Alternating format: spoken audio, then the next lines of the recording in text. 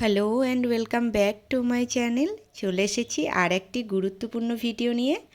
আজকের ভিডিওটি আইসিডিএসের worker and হেল্পারদের জন্য খুবই গুরুত্বপূর্ণ, অর্থাৎ অঙ্গনওয়াড়ি কর্মী এবং সহায়িকা দিদিদের জন্য খুবই গুরুত্বপূর্ণ।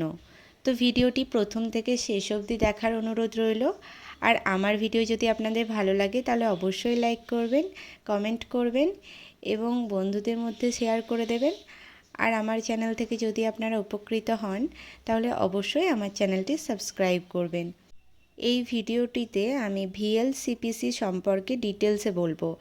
আপনারা তো ভিএলসিপিসি সম্পর্কে প্রতি মাসেই মিটিং করেন এবং রেজুলেশন বানান, সমস্ত কিছুই আমি ডিটেলসে আলোচনা করতে চলেছি। তো ভিডিওটি স্কিপ না করে দেখতে থাকুন। ভিএলসিপিসি আপনাদেরকে প্রথমেই জানতে হবে এর পুরো নাম কি, অর্থাৎ village level child protection committee. এবার আপনাদের মনে প্রশ্ন হবে, তাহলে এটি কি করে? আপনারা এর পুরো নামের মধ্যেই বুঝতে পাচ্ছেন। এর কাজ কি, তবুও আমি ডিটেলসে আলোচনা করছি। এই ভিএলসিপিসি হলো গ্রাম স্তরে শিশুদের সুরক্ষা ও কল্যাণ ও দেখাশোনা করার জন্য গঠিত একটি কমিটি। ভারতে এটি আইসিপিএস অর্থাৎ ইন্টিগ্রেটেড চাইল্ড প্রোটেকশন স্কিমের অংশ ছিল। এই ভিএলসিপিসির মূল কাজ কি, এবার আমি একে একে আলোচনা করছি।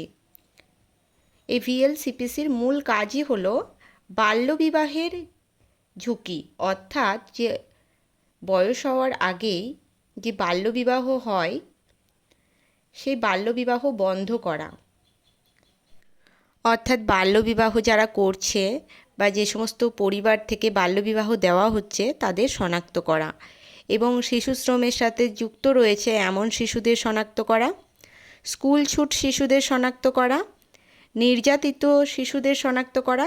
এছাড়াও অনেক শিশুই পাচার হয়ে যায়, পাচারের সাথে যুক্ত থাকে, সেই সমস্ত শিশুদের আবার সমাজে পুনরায় ফিরিয়ে আনা। এক কথায় বলতে গেলে এই ভিএলসিপিসি শিশুদের সুরক্ষা নিশ্চিত করে। যদি কোনো শিশুর কোনো সমস্যা থাকে তা ব্লক বা জেলা পর্যায়ে সেগুলোকে রিপোর্ট করা। চাইল্ড ম্যারেজ অর্থাৎ বাল্যবিবাহ, যেটা বর্তমানে খুব বেশি পরিমাণে বেড়ে চলেছে। গ্রাম অঞ্চলে আপনারা দেখবেন অল্প বয়সী মেয়েদের বিয়ে দিয়ে দেওয়া হয়, সেটাকে রোধ করা। এছাড়াও সরকারি যে সমস্ত প্রকল্প রয়েছে সেই সমস্ত প্রকল্পের সাথে যুক্ত করা। এবার আমি আলোচনা করব ভিএলসিপিসিতে কারা থাকেন। সাধারণত ভিএলসিপিসিতে অঙ্গনওয়াড়ি কর্মী, আশা কর্মী, স্কুল শিক্ষক, পঞ্চায়েতের সদস্য, সমাজের মহিলা প্রতিনিধি এবং কিশোর কিশোরী প্রতিনিধি। আপনারা অনেকেই জানেন ভিএলসিপিসিতে আমাদের মিটিং অনুযায়ী রেজুলেশন বানাতে হয়, অবশ্যই সেটা সংসদ অনুযায়ী। এবার অনেকেই জানেন না, তারা বলবেন সংসদ জিনিসটা কি। সংসদ হচ্ছে 2 থেকে 3টে সেন্টার বা কেন্দ্র, এটা একটা সংসদের অন্তর্গত হয় সাধারণত। আপনারা পঞ্চায়েত থেকে খবর নিয়ে জানতে পারবেন আপনারা কোন সংসদের অন্তর্গত এবং আপনাদের সংসদ নাম্বার কত। আপনারা অনেকেই জানেন চাইল্ড লাইন হেল্পলাইন অর্থাৎ চাইল্ড কেয়ার হেল্পলাইন, শিশুদের যত্নের জন্য শিশুদের একটা সহায়তা নাম্বার দেওয়া হয়েছে 1098।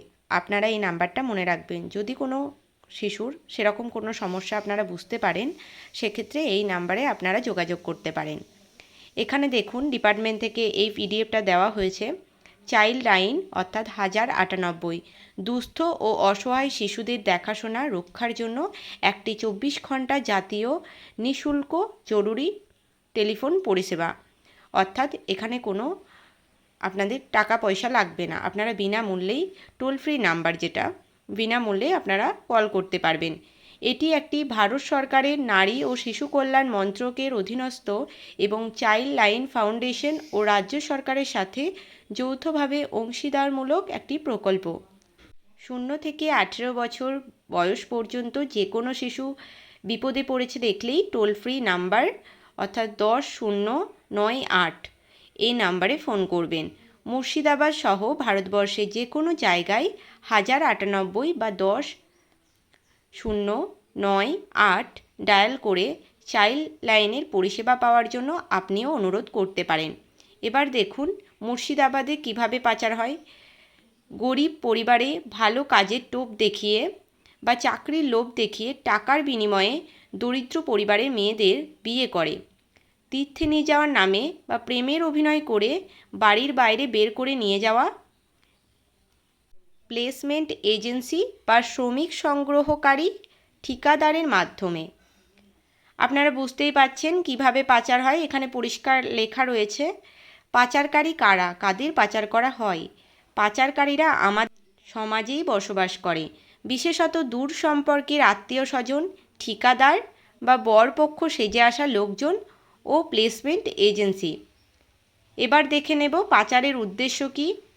দেহ ব্যবসায় যুক্ত করার জন্য, ভ্রমণার্থীদের যৌন বাসনার চরিতার্থে, অশ্লীল ছবিতে ব্যবহার করার জন্য, যৌন নিগ্রহ করার জন্য, এছাড়াও ভিক্ষা, দেহের অঙ্গ বিক্রি, ড্রাগের ব্যবসা, অন্যান্য বেআইনি বস্তুর অবৈধ ব্যবসায় যুক্ত করার জন্য, সস্তায় শ্রমের জন্য, অভিভাবকের সম্মতি ছাড়াই দত্তক দেওয়ার জন্য এবং পাত্রীর সম্মতি ছাড়াই বিয়ে দেওয়ার জন্য। আপনারা বুঝতেই পারছেন এইগুলোই হয়ে থাকে।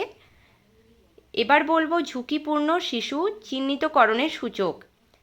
গৃহহীন শিশু যারা পথে ঘাটে ঘুরে বেড়ায় বা উদ্বাস্তু, অনাথ শিশু ও পরিত্যক্ত শিশু, যৌন নির্যাতনের শিকার শিশু, হারিয়ে যাওয়া শিশু, স্কুল ছুট শিশু, বাল্যবিবাহ হতে পারে এমন শিশু, শ্রমে নিযুক্ত শিশু, পাচার হয়ে যাওয়া শিশু এবং নেশায় আক্রান্ত শিশু, প্রাকৃতিক দুর্যোগে আক্রান্ত শিশু, দুরারোগ্য রোগে আক্রান্ত শিশু, বিশেষ চাহিদাসম্পন্ন শিশু।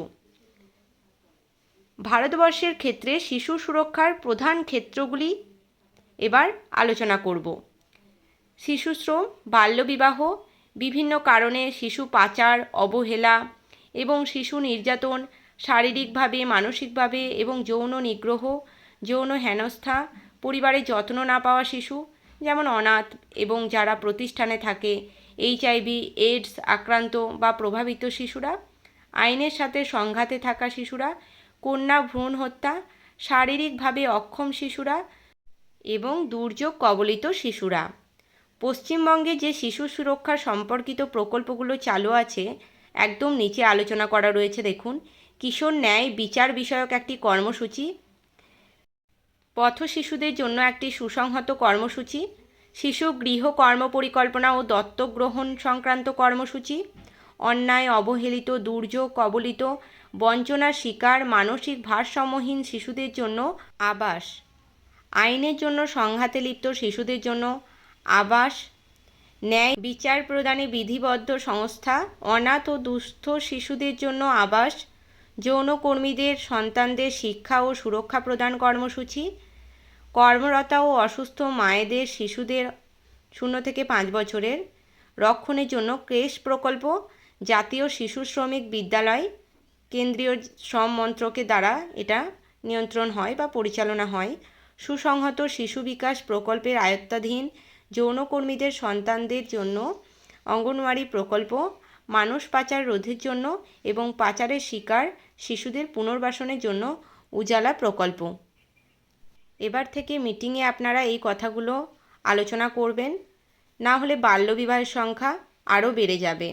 এই যে শিশু শ্রম, বাল্যবিবাহ, এগুলো দিনকে দিন বাড়তে থাকবে, এটা তো আমাদের সমাজের ক্ষতি। তাই এখানে অঙ্গনওয়াড়ি কর্মী দিদিদের অনেকটাই ভূমিকা রয়েছে। এবার আমি আলোচনা করব। আপনারা দেখুন, গ্রামের শিশুদের তথ্য আপনাদের কাছে থাকে, আশাকর্মী দিদিদের কাছে থাকে।